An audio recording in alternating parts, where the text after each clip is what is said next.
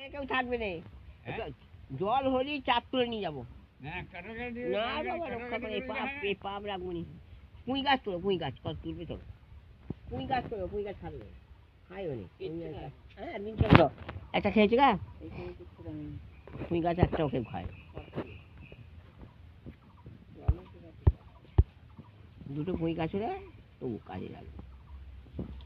হ্যাঁ পোস্ত দিয়ে ভালো হয় চচ্চড়ি, মাছের হাঁসপোলা দিয়ে দারুণ হয়। তেল মাখ না এত বাধা আছিস কি করে তুই, তো কষ্ট হয়নি?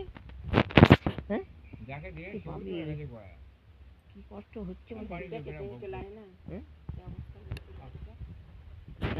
দাঁত পা ফুলে যাবে, মনে ভুগছিল কেমন দাঁত পা দাদা খুলে করেছিল বাগানে।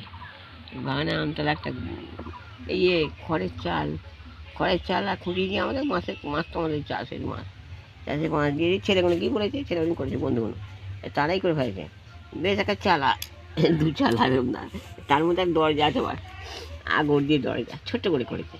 তার ভেতরে ওরা বসে তাস খেলতো, লুডো খেলতো, আর আমরাও যেতুম, আমার ছোটো তখন বাচ্চা যে দাদা এই বাড়ি যা না, যে শুয়ে যা, না তোমাদের কাছে বসবো, একটু বসবি, বসে তারপরে আম কুড়িয়ে দিলে নিয়ে চলে এলি, শুয়ে থাকতুম ওখানে বাড়ি শুধু, কাকা ডেকে নিয়ে আসতো, নিয়ে শোয়াতো কাকার কাছে।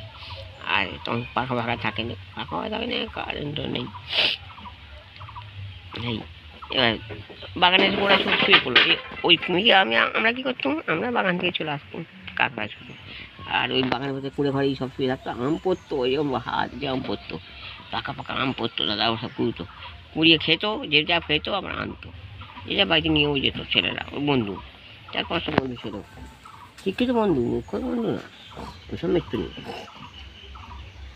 দাদা আবার খেলতে গেছিল, ওদিকে খেলতে গেল, তার বলটা ফেটে গেছে, দাদার বলটা ফেটে গেছে, এবার কোনো কাজ দেয়নি কেউ, এবার তার বলটাই ফেটে গেছে, সে রোজ যেন মরে গেছে, বিষ খেয়ে মরে গেছে, তার বলটা যে ফেটে গেছে, সেদিন সে রেগে খাত পাই, ওর বলটা দাম আছে তো, দাদার বলটা ফেটে গেছে, সে দিব্যি আবার দাদার বলে খেলছে।